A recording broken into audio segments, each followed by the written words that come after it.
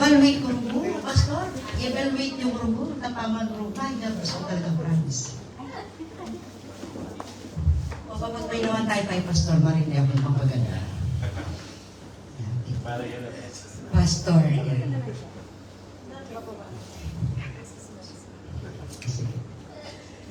So, yun nga po. Thank you, Lord, sa mensahe ni Pastor kanina. At nung tinawagan siya ni Pastor Sister Princess, di ba? Sabi niya, naiyak po ako. Naalala ko yung sarili ko sa kanya noon. After 15 years, lagi ako inaano ni Pastor. Sabi niya, sige, kaya mo yan, kaya mo yan. Alam mo, bakit ako nandito? Kasi nagpursige ako mag-aral. Kasi si Pastor kasi, talagang pinupush niya ako lagi. Kita ka. As a disciple na ako ng pastor, medyo leader ko na. Kaya, hindi ako tumigil nag-aral. Ayan. So, ikaw, Sister Princess, huwag ka rin titigil. Kasi kapag may calling ka, may task ka na, yun na yung calling mo. So, hindi ka na yan yung calling mo, may calling ka na kay Lord. So, praise the Lord po sa mensahe ng ating pastor. Meron siyang konting hawig sa kanya mensahe sa mensahe ko. Hindi kami nag-usap about mensahe namin. Sarili po kami. Pati si pastor, ayan. Pastor, ano po kasi pamagat mo? Discipleship starts with you.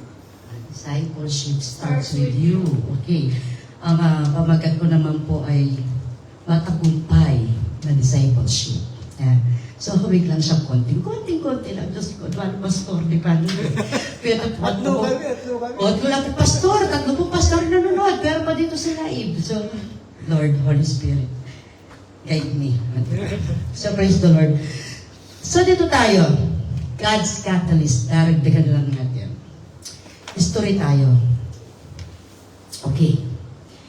Moises noon, kapanahon ng Lord noon, tayo ngayon sa kasalukuyan. Story tayo. Ano ba ang catalyst, mga kapatid?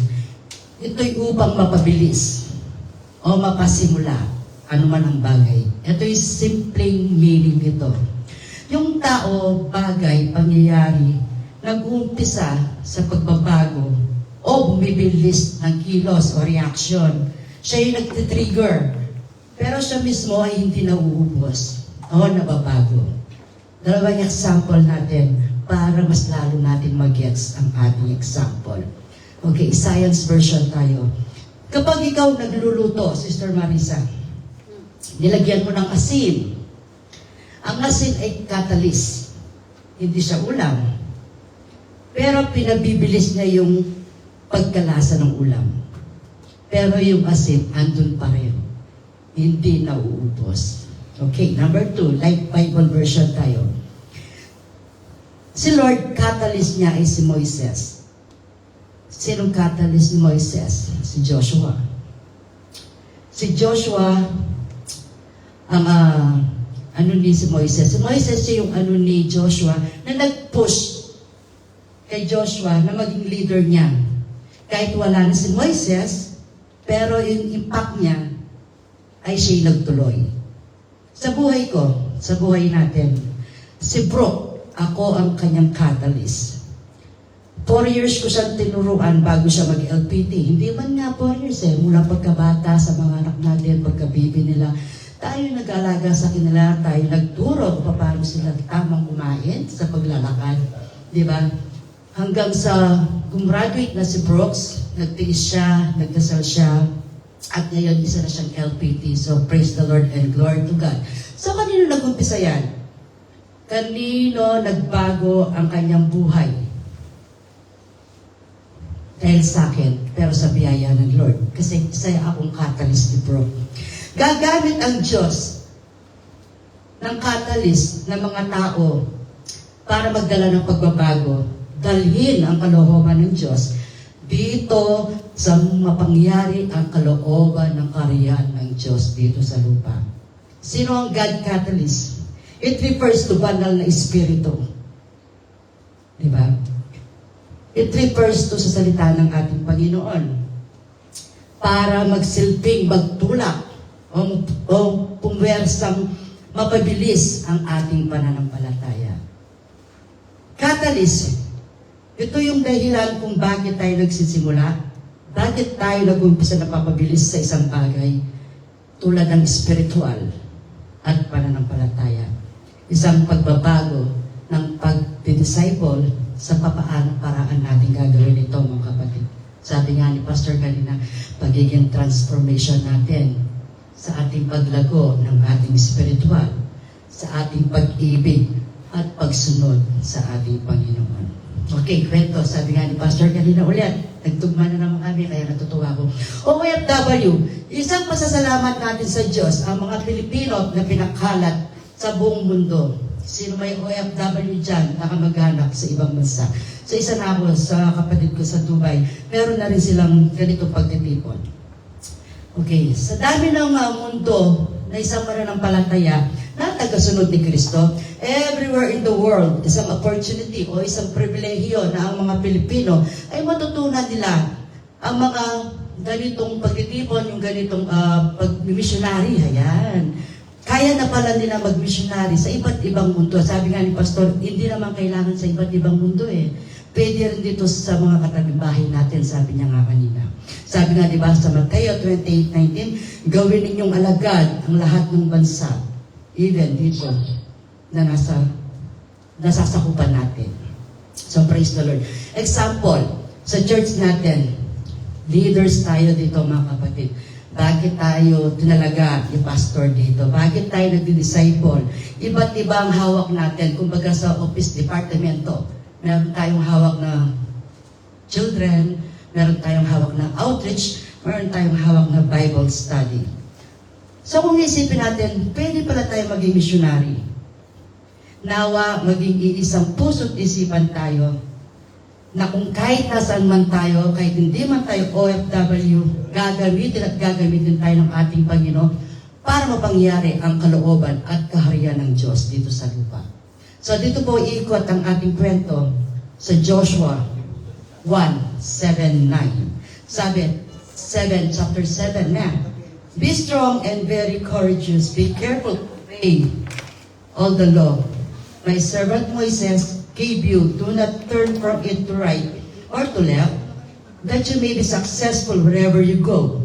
Keep this book of the law always on your lips, meditate on it day and night and night, so that you may be careful to do everything written in it.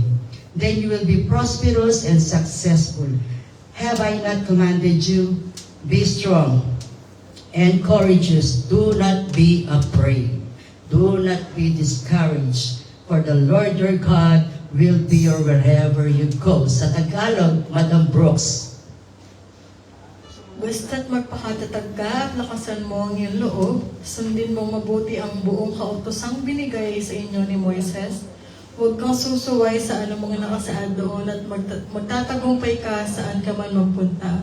Huwag mo kaliligtaang basahin ang aklat ng kautosan, pagbulay-bulayan mo iyon araw at gabi upang matupad mo ang lahat ng nakasaad doon.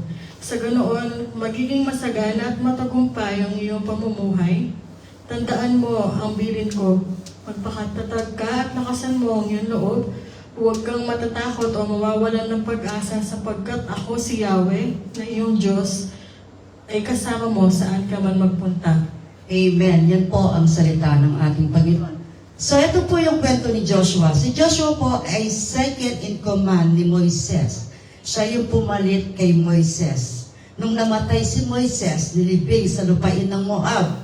Correct me if I'm wrong po, mga pastors. Yan. At si Joshua po ang papalit sa kanya. Isang matindi. Ang papalitan ni Joshua ay si Moises yun eh. Di ba? Siya yung ginamit ng Diyos, katalis ng Diyos, para mapalaya ang bayan Israel mula sa kaalipin sa bayan ng Ehipto. At this time, si Joshua ang magpapatuloy, ililid ang people of Israel patungo sa promised land. Catalyst, siya yung gagamitin ng Diyos upang magkaroon ng matinding pagbabago sa bayan ng Israel at sa istorya ng Israel. So karagdagan kaalaman po, mga kapatid, take a note lang po, kasi magtatanong ako. Si Moises ay isang propeta ni Lord. Si Moises ay alagad niya si Joshua. Mababasa natin yan sa Exodus 24:13. At si Lord naman, sino ang kanyang mga alagad? Yung mga 12 disciples, di ba? Sina Pedro, Mateo, Juan, at iba pa. Ito, magkakaibang panahon, pero iisang plano. Malalaman natin yan at umpisa na ni Pastor kung ano yung plano natin ngayon sa pagdi-disciple natin, di ba? So, sino yung nagturo kay Moises? Ayan, isang tanong na naman. Sino yung nag-catalyst ni Moises? Sino yung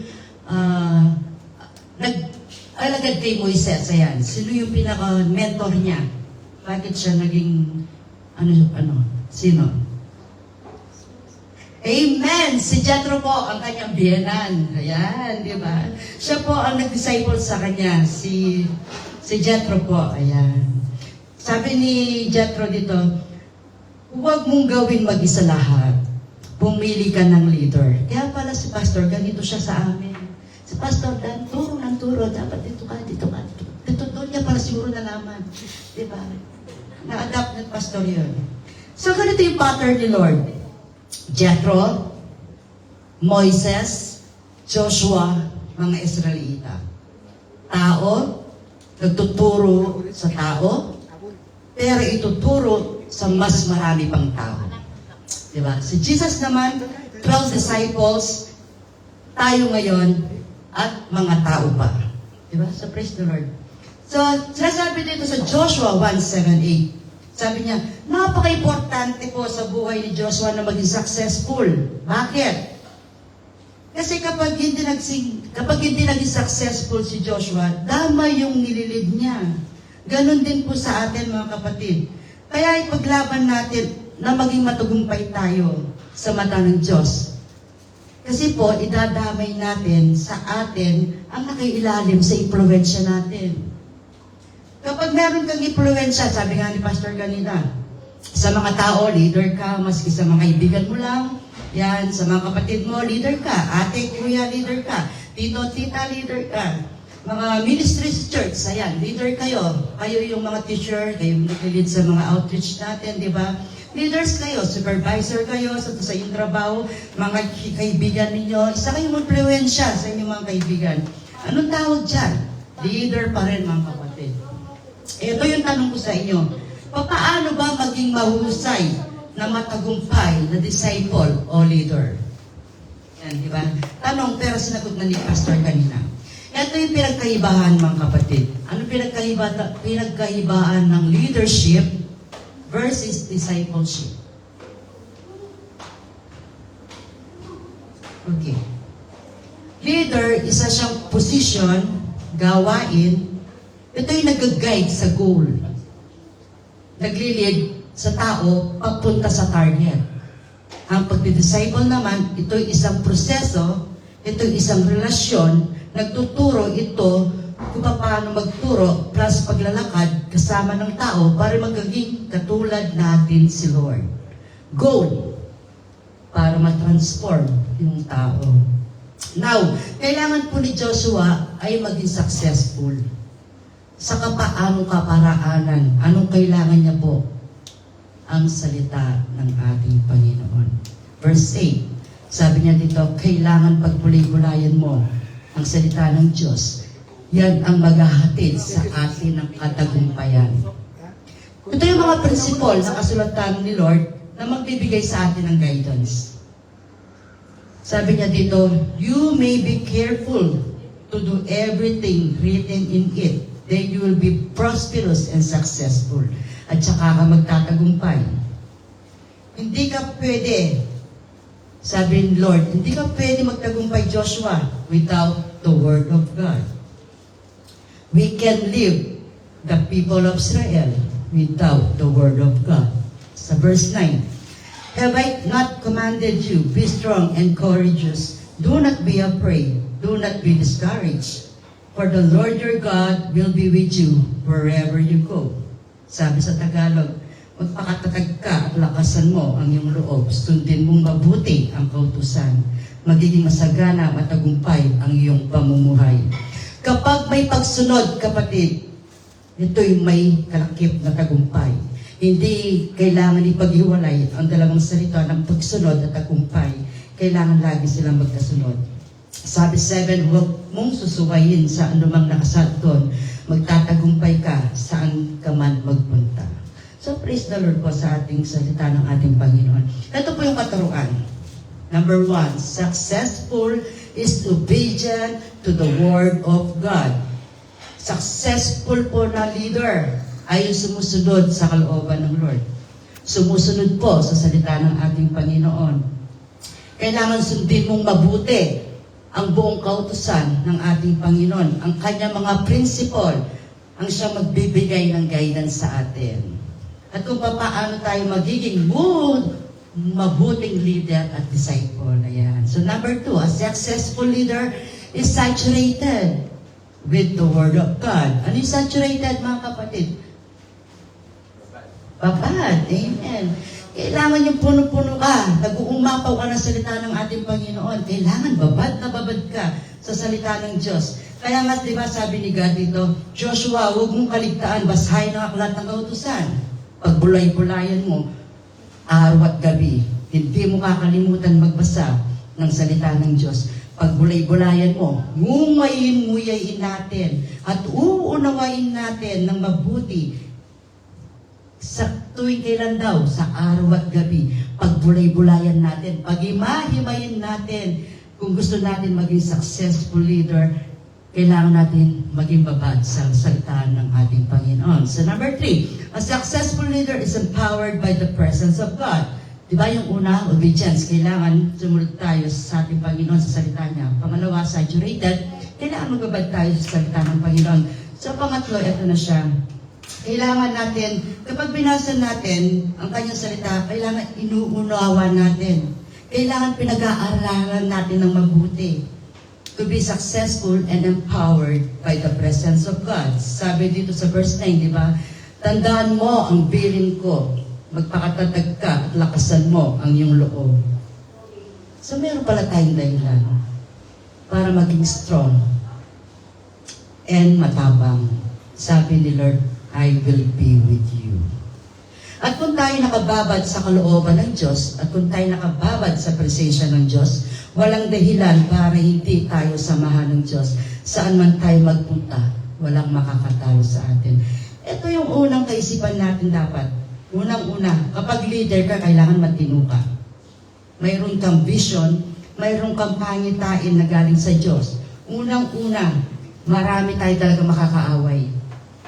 We will create a lot of enemies. Hindi pwedeng ipaglalaban natin ang katwiran. Tapos wala kang matatapakan. Talagang mayroon at mayroon tayong magiging kaaway. Pero ang tanong, sino makakatalo sa'yo, Sister Princess? Kung takot mo, di ba, nangigibabaw? Sinong makakatalo sa'yo? Wala. Wala makakagabi sa'yo kapag sinamahan ka ng Diyos. Di ba? Kasi tatagumpayan ka na ng ating Panginoon. So, sa application natin, number 1 ulit. 3 S to. Sulat nyo. Tatanungin ko kayo talaga. Study the Bible and obeys God's command. Ang pag-aaral po ng Biblia, hindi lang kapag binasa mo, ay tama na. Kapag devotion na ako, tama na, Lord. Di ba? Kapag pinag-aralan ko na yung Biblia, stop na, Lord. Okay na yon. Kapag study talaga yan. Kapag ikaw estudyante, dumaan lahat tayo sa estudyante, ikaw, Brother Kim, di ba? Kapag ikaw nag-aaral, ulit-ulit, binabasa mo, iniintindi mo. Sabi nga ni Pastor, patang kapag nagpe-preach ka, sabi niya, pag-aralan mo mabuti, basahin mo paulit-ulit, sabi ni Pastor, para maintindihan mo. At ganoon din yung turo ko sa aking mga anak. Sabi ko sa aking mga anak, sabi ko, hindi ako yung mom na humihingi ng honor, hindi ako humingi yung nanay na kailangan ayos kayo sa mga grades nyo. Hindi. Gusto ko lang yun ay maintindihan nyo lang. Yung pinag-aaralan nyo, sapat na ako doon. Ganun siya ka-power. Kailangan yung bawat pinag-aaralan natin, kailangan naiintindihan natin. Kailangan inuunawa natin. Mapa-history man yan, music man yan. So dito sa music natin, worship music team, kapag may bago kaming kanta, pinag-aaralan yan. Di ba, Brother Kim? Paulit-ulit hanggang ma-memorize mo. Hanggang yung tono niya is ma-memorize mo. Ganun talaga dapat at inuunawa, pinag-aaralan mabuti. Nire-review para maunawain natin. Tapos, i-review ka na paulit-ulit. sa ating pag-aaral at ina-analyze natin siyang mabuti. At ito yung pinag-usapan natin ngayon at sa Biblia. Dahil hindi lang ito binasa natin, pinag-aaralan lang natin ng ganun na lang. Kailangan talaga pag-aralin natin siya ng bonggang-bongga.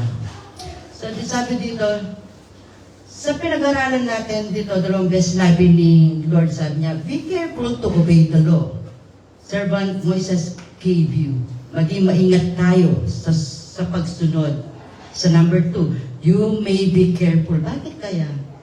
Kasi pala, paano ka magiging maingat sa pagsunod kung hindi mo naman binabasa ang Bible? Anong susundin natin? Wala. Pero kung binabasa mo ang Bible, inuunawa mong mabuti, magiging maingat ka sa pagsunod. You may be careful to do everything written in it. Upang matupad mo ang lahat na nakasad doon, gusto mo bang maging matagumpay, mga leaders? Amen. Sa inyong mga ginagawang adlikain, yung vision and mission na ilalagay dyan sa puso mo ni Lord, gusto mo ba maging matagumpay, mga leaders? Study the Bible and obey God's command. Ito yung purpose kung bakit tayo nagbabasa para makasunod tayo sa ating Panginoon. 2, soak ourselves in God's Word. Kapag sinabi ng soak, anong ibig sabihin? Babad ulit. Yan. Hindi kapag tayo naglalaba, pag binabad natin damit, 1 minuto lang tama na. Hindi siya malilinis mabuti, di ba? Kapag binabad mo ang marumi, kailangan overnight.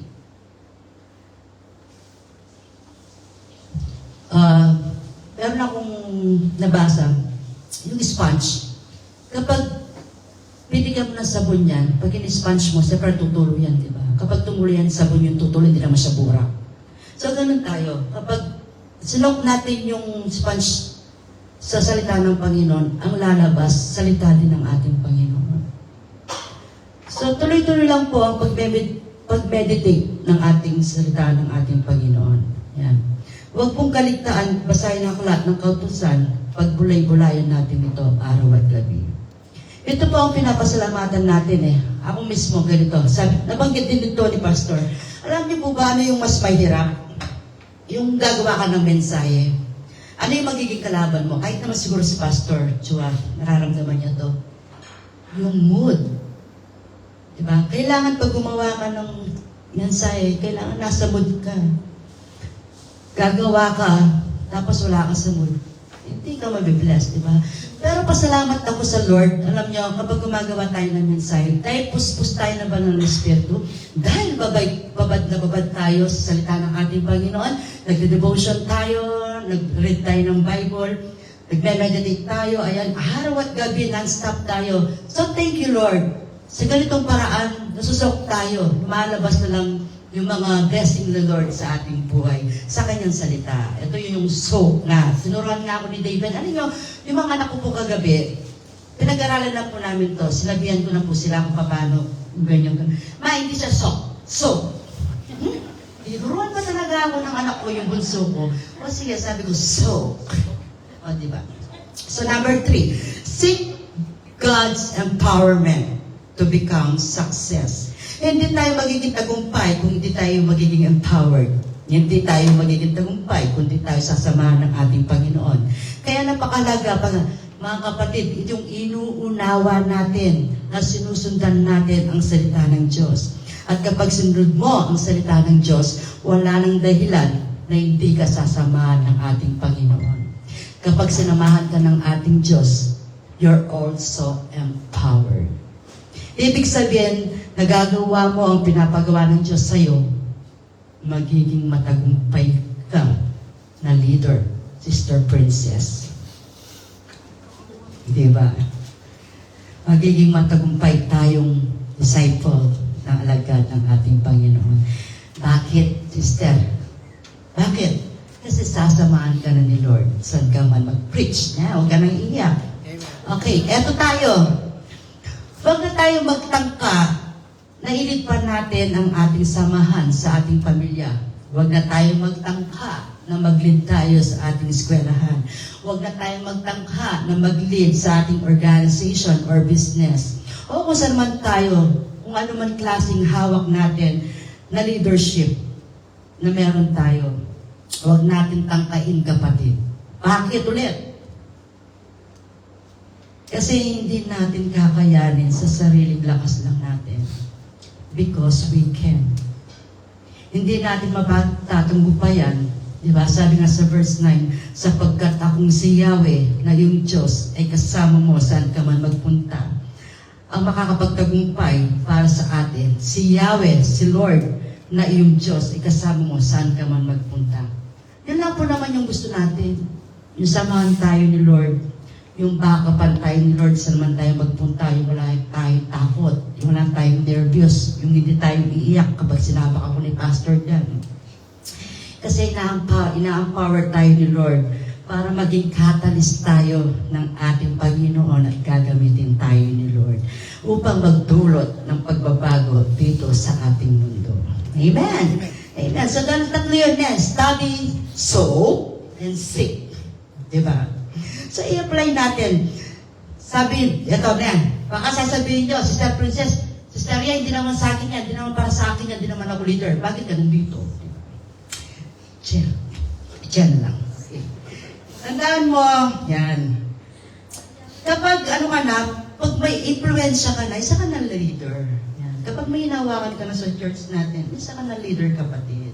Tatlong bagay na kailangan gawin natin para maging matagumpay tayo sa araw-araw. Ito po, magbibigay lang akong tatlo. Napakahalaga nito. Pag bulay-bulayan natin to, isip-isipin natin sa araw-araw. Ito yung gagawin natin. Kailangan meron tayong strategizing. Anong ibig sabihin nito? Kailangan sapat at maliwanag sa atin kung saan tayo pupunta. Sister Princess, saan ba tayo pupunta? Halimbawa, leader ka, nasa harapan ka. Siyempre, wala naman leader kay mulot na. Yung leader, lagi nasa harap. No? Okay. Tapos may mga tao sa likod mo, yung mga bata. Sige, yan, mga kukulit na bata. Tapos tatanungin ka ng mga bata, Teacher Princess, excuse me, saan ba tayo pupunta? Ano nga nasasabihin mo? Ay, hindi ko alam, kids. Hindi, di ba? Hindi siya pwedeng ganon. Kapag ganon, hindi ka magaling na leader. Ang matagumpay na leader ay alam kung saan papunta. Kailangan alam mo yung vision mo, alam mo yung vision mo, alam mo yung goal mo, alam mo yung purpose mo, bakit ka nandoon. Tanong, bakit tayo nandito? Sister Princess. Tayo lahat, hindi na siya. Opo, mamaya yun! Mamaya! Iiyak na yan. Oo, mamaya yan. Bakit tayo nandito? Anong goal natin? Ayan, tayo mga leaders nandito. Anong goal natin? Bakit tayo nandito? Dapat maliwanag sa atin lahat, sa ating kaisipan niya. Bakit kailangan natin mag-discipleship? Bakit tayo nandito today? Bakit tayo nagti-team building? Bakit? Hindi lang para mag-happy-happy, kakain, swimming. Hindi, di ba? So number 2, serving. Ang tunay na leader, dakila. Sabi nga ni Pastor kanina, selfless. Hindi niya inisip ang kanyang sarili. Tatapwat inuuna na muna ang kanyang members. Ganon talaga ang mga leaders. Sample nga. Sample na naman si Ninang. Sasampulin ko na naman si Ninang, si Pastor Ares. Kapag meron tayong party event na ganito, lagi sabi niya, una na kayong kumain. Tayo huli na tayo. Pinapauna talaga ang mga members. Promise. Kami nun, kahit nagutom na kami, nakapula kami. Gano'n. Ninang, Tinatago namin yung kalaman. Oo, talagang. Ninang, totoo talaga. Mauna sila. Oo, mauna sila. Ninang, ikaw yung leader. Remember lang kami. Dapat ikaw yung Kasama mag-sacrifice. namin dalawa yung tinatago namin yung kalaman. Kalamay, di ba? So, ganun din si Pastor. Sa buhay namin, selfless sila. Sa church, ganun sila. Laging pinapauna yung mga members bago sila. So, ganun yung leaders, serving. Laging nag-serve like our Lord Jesus Christ. Number 3, sustaining. Ito, kailangan ng mga leaders kung paano i-sustain ang kanilang sarili. Kasi yung mga tao nakatingin sa atin. Leaders, listen. Nakatingin sa atin. Yung mga bata na makukulit, yung mga outreach natin, nakatingin lang sila sa atin. Tanong ulit, dapat may leader ka rin. May leader ba kayo? Sino? Si Pastor Dan, di ba? Pero ito yung sagot sa karamihan natin, di ba? Meron akong leader, si Lord. Yes, tama naman po si Lord talaga. Okay yan. Pero kailangan din natin ng mga tao na tinitingala natin. Tsaka nag-inspire sa atin. Yan, nag-encourage sa atin. Halimbawa, ang mga mentors natin. Ako, mentors ko si Pastor Dan. Tapos si Pastor Dan, sinuwalat si Pastor Chua, kanya mentor. Kailangan talaga may mentors tayo. Para sa ating spiritual life. Para sa ating financial life. Pagutangin ako ni Pastor. Dapat meron po tayo niyan. Meron tayong leader. Tulad ni Pastor, Pastora, Pastor. Diba? Nakakapag-consulta tayo kung ano man yung nagiging problema natin. Kinukwento natin sa kanila. We get inspiration from them. Tapos meron pa dyan, di ba, counseling, ganyan. So nabibless ako sa mga members ko sa church. Lagi ko sabihin, inaasa, ano kailangan nyo sa Sunday school? Tapos nagigipag-comply naman sila, ang galing nila, gumagawa na sila ng activities, sila nagpiprint na sila. So tuwing nagtuturo sila, so nabibless ako sa mga teacher Sunday school. So praise the Lord po. So pagtatapos na po, Pastor Chua, pasisa na po, napahaba. So sabi sa Matthew pala, 20 to 25, 28. You know the rulers of the Gentiles. Lord it over them, and their high officials exercise authority over them. Hindi ko pa nakikita. That's so with you. Instead, whoever wants to become great among you must be servant. Diba? And whoever wants to be first must be your slave. Amen. Just as the Son of Man did not come to serve, but to serve and to give His life as a ransom of many. Talagang dapat talaga servant. Yes. Sabi nga ni Pastor kanina, di ba? So tatagalugin po para mas maliwanag. Para may buswat. Kita kasiwalat kaya po kaya damdamin kang Tagalog. Mata po kasi English kaya masyadong anting dyan. Okay. Dahil dito, pinalapit ni Jesus, sabi sa kanila, alam ninyo ang mga pinuno ng hentil, ang nagahari sa kanila, at ang mga dinadakila ang siyang nasusunod. Sila yon. Hindi ganyan ang dapat umiral sa inyo, sabi ng ating Panginoon. Kung nais ninyong maging dakila, dapat kayo maging lingkod sa iba. At kung sino man sa inyo ang nagnanais na maging una, siya ay dapat maging alipin niyo muna. Sapagkat maging ang anak ng tao ay naparito, hindi upang paglingkuran, kundi upang maglingkod at iyalay ang kanyang buhay at ikatubos ng marami. Amen. So meron akong iwan sa inyo in closing para sa ating discussion kanina. Okay, ito na. As aspiring, influential leaders, discipleship, how so are we in God's Word? Alam na natin. Ito yung sikreto. Anong sikreto? Ang salita ng ating Panginoon. Kailangan baon-baon natin yun. Pero ang tanong ko ulit sa inyo, how so are we? Gaano ba tayo kababad sa salita ng ating Panginoon? So, iiwan ko po sa inyo ang katanungan na yan. At tayo po ay nagtatapos na sa ating discussion, mensahe for today. At now, na-bless po kayo sa oras na to. At tayo mananalangin. Ay, hindi na pala. Magpa-pray pala si Sister Kaisel na. Parang tuloy-tuloy na po. Thank you, Sister Claire.